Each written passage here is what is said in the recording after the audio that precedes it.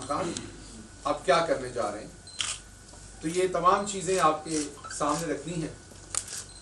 और सबसे पहले मैं शुरू करूंगा आपके साथ कि कल जो प्रेस कॉन्फ्रेंस हुई उसमें 3 लोग बैठे हुए थे और वो तीनों लोग जो है वो माजी में एक दूसरे के बारे में क्या कहते रहे उस पर बात करके आपका अपना वक्त ज़ाया करने की जरूरत नहीं है। किसी ने कहा पेट फाड़ेंगे, किसी ने कहा ये सबसे बड़ा चोर है, वो सब एक दूसरे के बारे में जो कुछ कहते रहे। किसी ने कहा कि मौलवी मजहब फरोश है सियासत में, ये सब इनके अपने बयान है। तो ये जो कुछ एक दूसरे के बारे में कहते रहे ये कल वहां बैठे थे। लेकिन बाद में आपसे जो असल करूंगा वो मैं आपको इसका पेश मंजर पहले बताऊंगा और फिर पस मंजर पहले बताऊंगा और फिर पेश मंजर बताऊंगा कि अब हम करने क्या जा रहे हैं। ये जो तहरीक अदम एतमाद है, वैसे तो इमरान खान पहले दिन से ही बहुत सारी ऐसी आलमी कुव्वतें जो पाकिस्तान को अदम इस्तेहकाम में ही देखना चाहती हैं, जिनके नज़दीक पाकिस्तान का इस्तेहकाम अच्छा नहीं है, ठीक है। वैसे तो पहले दिन से कईयों को इसकी तकलीफ हुई, लेकिन ये असल सिलसिला शुरू हुआ जून 21, 2021। जून 21, 2021 को पहली दफा जब इमरान खान ने किसी भी बैरूनी मुल्क को अपने फौजी अड्डे देने से इनकार किया तो उसके बाद कुछ चीजें बहुत जल्दी अनफोल्ड होना शुरू हुई। हम क्योंकि पाकिस्तानी कौम थोड़ी सी जज्बाती कौम है, हम तत्ते बयानों का चस्का तो लेना चाहते हैं। कोई गर्म बयान दे तो हमारा खून तो खौलता है, हमें अच्छा तो बड़ा लगता है, लेकिन हम उसकी कीमत और कुर्बानी देने के लिए तैयार नहीं होते। हम कहते हैं बयान कोई हमारे लिए तत्ते दे और कीमत कोई और अदा करे। ये कैसे मुमकिन है कि पिछले 75 सालों में पाकिस्तान ने कोई बहादुर बेटा पैदा ही नहीं किया जो आंखों में आंखें डाल के बात करे। क्या हमारी माएं बांझ हैं? ऐसा नहीं है। वजह हमारा मजमूई किरदार है। हमारा मजमूई किरदार ही ऐसा है कि हम तगड़े बयान को सराहते तो हैं, लेकिन उसके पीछे खड़े होकर कुर्बानी देने को तैयार नहीं है।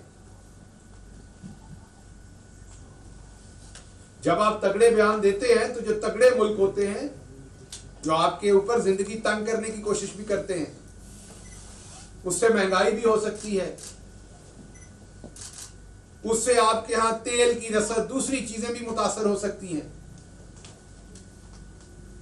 आपके इर्द गिर्द कुछ मुल्क है अपनी सॉवरेनिटी के ऊपर कंप्रोमाइज ना करने का फैसला किया, उनकी अवाम ने मैं बात कर रहा हूं। वहां दवाइयों तक की पाबंदियां लगी हैं।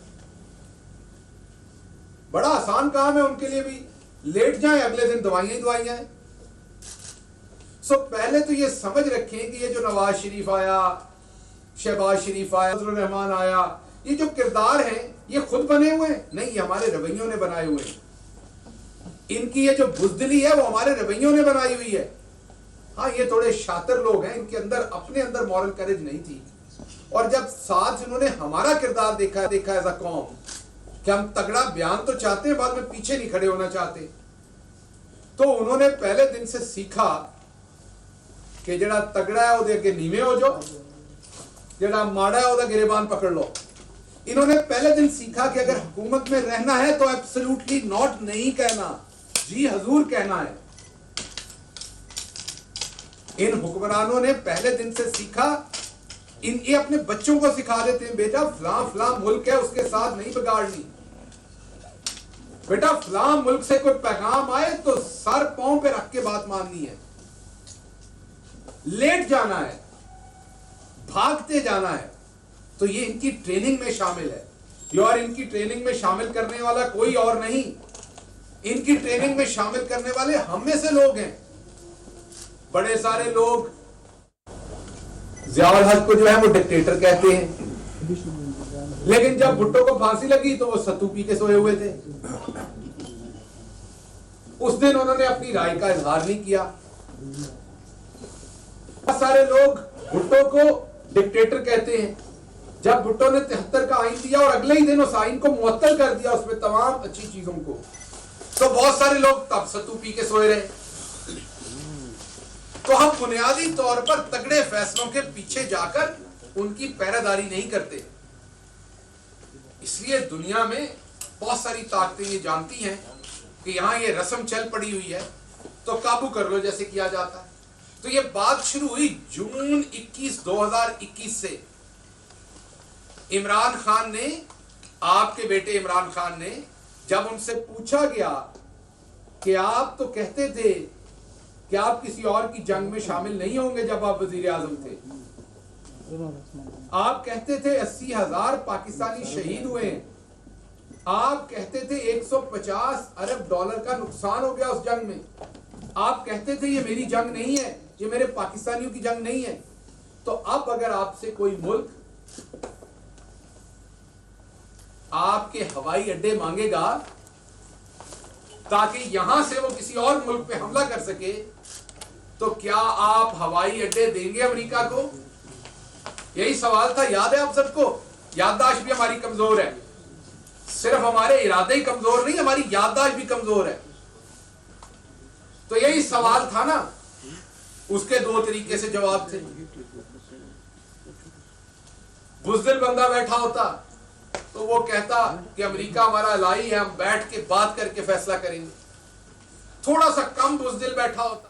और मेरी खुसूसी शहबाज गिल बात कर रहे थे और यहाँ वक्त हुआ एक ब्रेक का। हमारे साथ रहिए। पाकिस्तान तहरीक इंसाफ की मरकजी क़ियादत बिलखुसूस वज़ीर आज़म ने हिदायत जारी की है कि इससे बराह रास्त परवेज खटक साहब, जो इस वक्त पार्टी के अबूरी सूबाई सदर है, वज़ीर आला महमूद खान और गवर्नर शाह फरमा, इनसे मुलाकात करे और इन लोगों की शिकायत का मदावा करे। इसके अलावा अगर उन्हें तरक्याती फंड से मुतालिक भी शिकायत हो तो उनका भी बर वक्त इजरा किया जाए। मैं ये भी बताता चलूँ कि नो कॉन्फिडेंस मोशन के आने के बाद बराह रास्त जो सूबाई असम्बली के अरकान है, जिनके साथ तवक्कुह की खदशा जाहिर किया जा रहा था कि उनके साथ दीगर सियासी जमातों के राब्ते, उनसे भी राब्ते वो सवार करने की हिदायत की गई। ठीक है, शुक्रिया आपका लिहाज अली।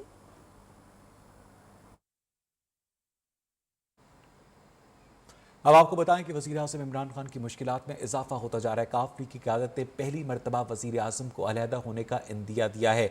वज़ीर आज़म इमरान खान से वफाकी वज़ीर तारिक बशीर चीमा की मुलाकात की अंदरूनी कहानी न्यूज़ पर ज़राए के मुताबिक तारिक बशीर चीमा ने कहा कि अगर आपके 15-20 अरकान टूट गए तो हम भी अपोजिशन के साथ जाने पर मजबूर होंगे। इसी हवाले से तफसीलात जानेंगे। ब्यूरो चीफ लाहौर अयाज शुजा हमारे साथ मौजूद हैं। अयाज, बहुत बड़ी डेवलपमेंट है ये। जी बिल्कुल अवैस, पहली बार है काफ ने वज़ीर आज़म को ये पैगाम पहुँचाया है कि अगर उनके 15 से 20 अरकान असम्बली अपोजिशन के साथ मिल गए तो फिर मुस्लिम लीग काफ मजबूर होगी कि वो भी अपोजिशन के साथ कर दो और बाद में अपोजिशन का साथ दे। वज़ीर आज़म ने तारिक बशीर चीमा को अगर उनके अरकान असम्बली एक अरकान असम्बली उनका साथ छोड़ जाते हैं, इस सिलसिले में आइंदा सियासी मंजरनामे पर बातचीत करने के लिए और आइंदा सियासी ऑप्शन पर बातचीत करने के लिए आज उनसे मुलाकात की थी, जिस पर तारिक बशीर चीमा ने माजरत का इज़हार किया था कि अगर पीटीआई अपने अरकान असम्बली को ही ना संभाल सकी और 15 से 20 अरकान असम्बली, जैसा कि अपोजिशन दावा कर रही है कि 28 अरकान असम्बली जो पीटीआई के हैं वो उनके साथ हैं, अगर वो उनके साथ जाके हो जाते हैं तो फिर मुस्लिम लीग काफी मजबूर होगी तो वह तहरीक अदम एतमाद में वज़ीर आज़म के खिलाफ वोट दे। इत्तेहाद के मामला में आपके साथ खड़े हैं, ये कहना था तारिक बशीर चीमा का, लेकिन अगर आपके अपने अरकान बिखर गए तो हम नई पॉलिसी बना सकते हैं, फिर हम मजबूर होंगे कि हम भी अपोजिशन के साथ जाएं। बहुत शुक्रिया अयाज आपका।